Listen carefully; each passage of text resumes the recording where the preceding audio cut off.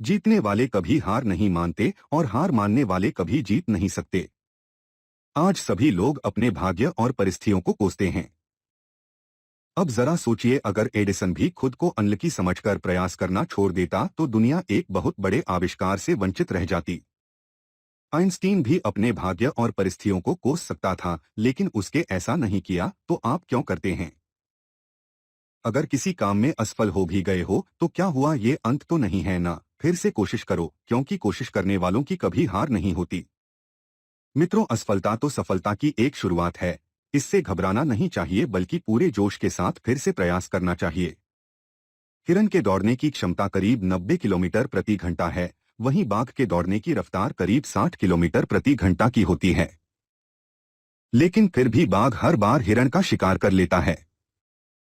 जानते हैं क्यों? हिरन के मन में डर होता है कि वह बाघ से जीत नहीं पाएगा, और इसी डर की वजह से वह बार बार रुककर पीछे मुड़कर देखता है। हिरन के मन का डर उसकी रफ्तार को कम कर देता है और बाघ उसका शिकार कर लेता है। मित्रों, मन का डर हमेशा हमें आगे बढ़ने से रोकता है। जिस व्यक्ति के मन में हार जाने का डर है, वह कभी भी अपनी पूरी क्षमता से काम कर ही नहीं सकता। उसका मन उसको हमेशा कमजोर होने का एहसास कराता रहेगा। आप चाहे किसी भी फील्ड में हो और आप चाहे कोई भी कार्य कर रहे हो, आपको अपने मन को जीतना बहुत जरूरी है, क्योंकि जो व्यक्ति मन से हार जाता है वो अपार क्षमता होने के बावजूद कभी सफल नहीं हो सकता। पुराने समय की एक कहानी है कि महोसर नाम का एक छोटा सा राज्य हुआ करता था। एक दिन गुप्तचरों ने राजा को सूचना दी कि पड़ोसी राज्य हम पर हमला करने वाला है।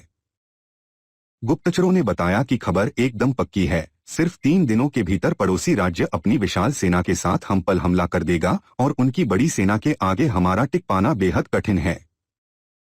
राजा बेहद चिंतित हो गया। उसने तुरंत सभा बुलाई और सभी लोगों से सलाह मांगी कि अब हम लोगों का मरना तय है। अगर किसी व्यक्ति के पास कोई सुझाव है तो वह अपना सुझाव हमारे साथ साझा कर सकता है। राजा के चतुर मंत्री ने कहा, राजन, अब जब जान पर बन ही आई है तो इसका एकमात्र उपाय है कि हमें आज ही पड़ोसी राज्य पर हमला कर देना चाहिए। राजा बोला, मंत्री जी, हमारी सेना बहुत छोटी है, हम उनका मुकाबला कैसे कर पाएंगे? मंत्री बोला, राजन, पड़ोसी राज्य की अभी युद्ध की तैयारी नहीं है। अभी उन पर हमला कर दिया तो वह संभल नहीं पाएंगे और हमारे जीतने की कुछ तो उम्मीदें बनेंगी।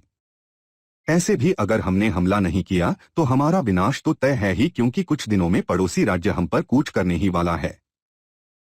राजा को बात जंच गई। उसने तुरंत अपनी सेना को तैयार होने का आदेश दिया और राज्य के नागरिक भी सेना के साथ जुड़कर युद्ध करने चल दिए। पड़ोसी राज्य में जाने से पहले एक सेना को विशाल नदी के ऊपर बना एक पुल पार करना था। जैसे ही सेना पुल पार करके पड़ोसी राज्य में घुसी तो राजा ने उस पुल को आग लगवा दी और सेना को बोल दिया कि अब हमारे पास वापस जाने का कोई रास्ता नहीं है।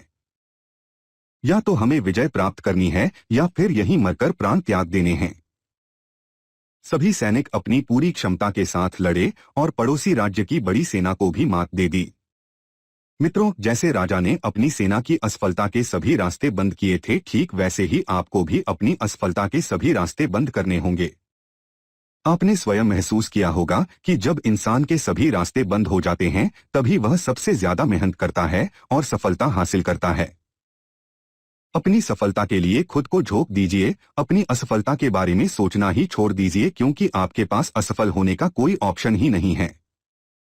खुद को असफल होने का कोई ऑप्शन ही मत दो। डरो नहीं, कोई भी समस्या आपकी क्षमता से बड़ी नहीं है।